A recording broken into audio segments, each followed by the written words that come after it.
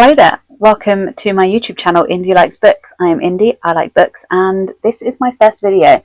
I've made this channel to talk about books and to play TBR games. So this is my TBR game that I created. I wanted to share it with the world. It's a museum. We're going to visit the museum. Where we stop is going to tell us what kind of prompt we get, and I will talk about it a bit more in a second. So why museums? Well, I used to be a museum curator and I work in a bookshop. Thought I'd bring those two together, and this is what I came up with. But let's not yap too much. I will do an introductory video at another time. Let's just get to the good stuff and start playing this game. Okay, so here is our board game. We are visiting this wonderful museum. It has got a Roman floor, Egyptian, World Wars, art gallery, and a natural history. What a lovely museum. And then here are our cards. So we have got our object cards. So we will pick an object card anytime we land on one of the museum objects. And then we have got the no touch cards. Basically, you have been very naughty and you've touched an object and upset the museum, therefore you have a forfeit. These include things like the longest book on the TBR, the oldest book on the TBR, the book buying ban for the month, that kind of thing. And then we have the pink ones here, which is a curator talk. So these are generators, basically. And then finally, we have our new gallery. So you're visiting a new exhibition at the museum. These are genres. So I will put that there. Here is our little token. He's coming to visit the museum there. So today we're doing either 5 rolls or until we get back out of the museum, whichever comes first. So roll number 1 is 8. 1, 2, 3, 4, 5, 6, 7, 8. So we have got an object and it's an audiobook. Very nice. That's quite an easy one for me because I actually only own one audiobook.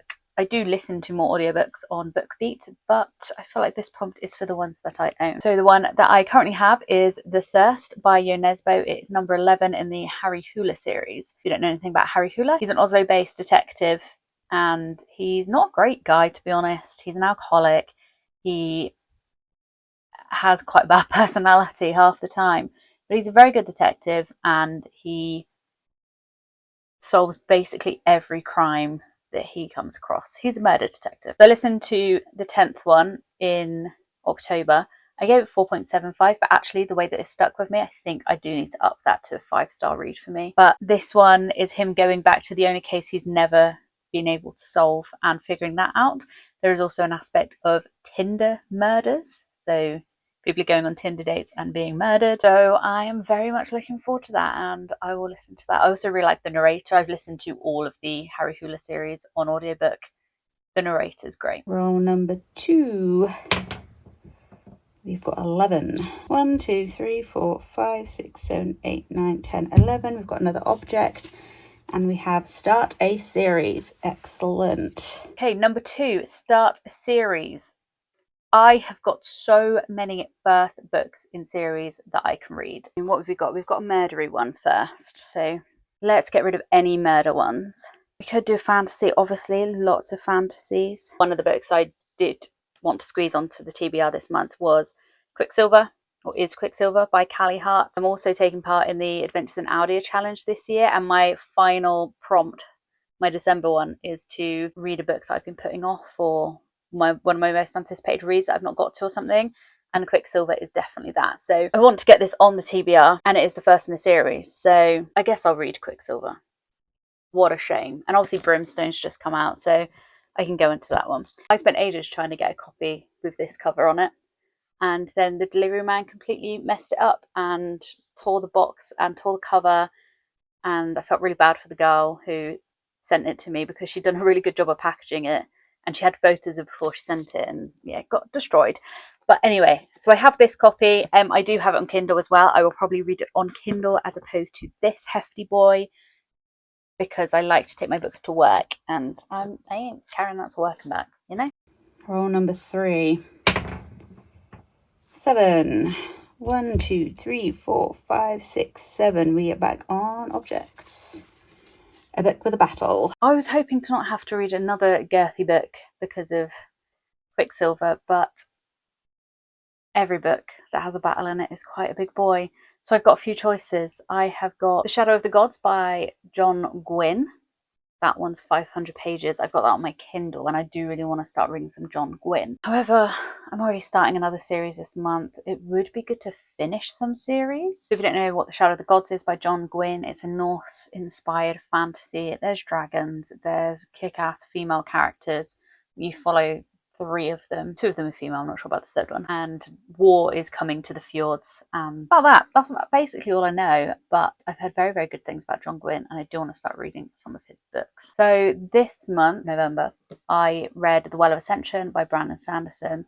So I do have The Hero of Ages to finish off that series. Obviously, there's going to be a big battle in this one. This is, however, 700 and something pages. So 724 pages. So I think that's going to be a no from me this month. If you don't know about Brandon Sanderson and the Mistborn trilogy, it's the first trilogy in the Cosmere. And in the first one, you follow a group who are trying to take down the Lord Ruler, who is the big bad guy who controls their world. There's a really interesting magic system in here, which is all set around metals. And the Mistborns and the Allomancers swallow metals, and that gives them different powers. And yeah, there's a really nice found family aspect to it. I do find it slightly tricky to read and get my head around stuff, but I do enjoy it. And in the second one, there's a big battle, and hands down one of the best battles I've ever read. So I am looking forward to reading this one, but I don't think it'll be this month. Another option I have is fucking heavy. Return of the King, J.R.R. Tolkien. No, I've never read it. Yes, Lord of the Rings trilogy is my favourite film series on planet Earth. I can say it word for word. This is an absolutely gorgeous edition. It is very chunky. I don't actually know why it's so chunky. So this is very heavy, but I could listen to it on audiobook because the Andy Serkis narrated edition is on BookBeat. So maybe I'll do this as another audiobook, because again, that is not being carried around for work. I don't know why this one's so heavy, because this isn't as heavy and this is longer.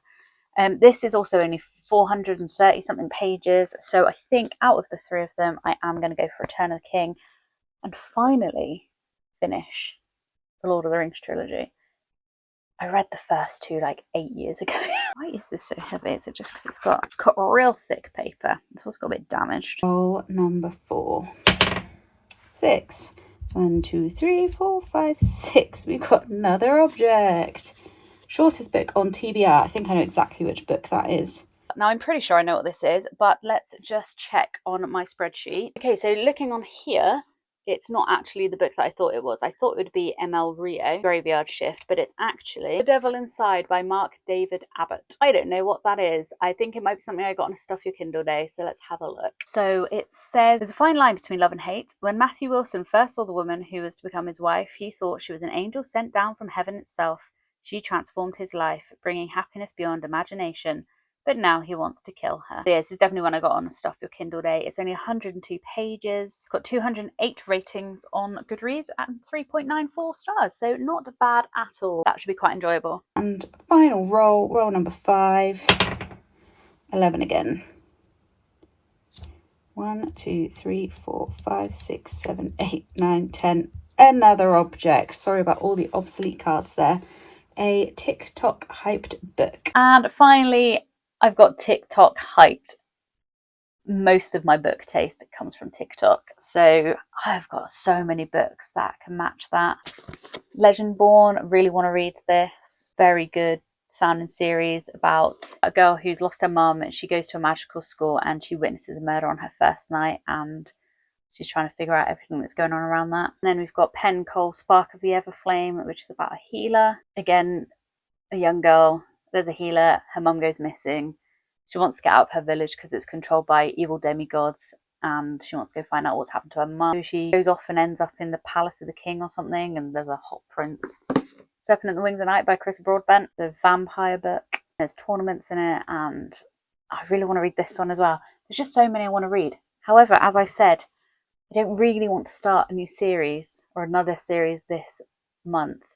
It would be nice to finish some series in December. So I think I'm going to read Crooked Kingdom by Leigh Bardugo. So this is the second book in the Six of Crows duology. It follows a crew who took on a heist in the first book, and that one ended on a big cliffhanger, and this is the second one. I didn't love the first one. I don't think I was in the mood for it. I appreciated that it was a well-written book, but I'll be honest, heists aren't my favourite trope. I find they're a little bit overdone. They're not my favourite.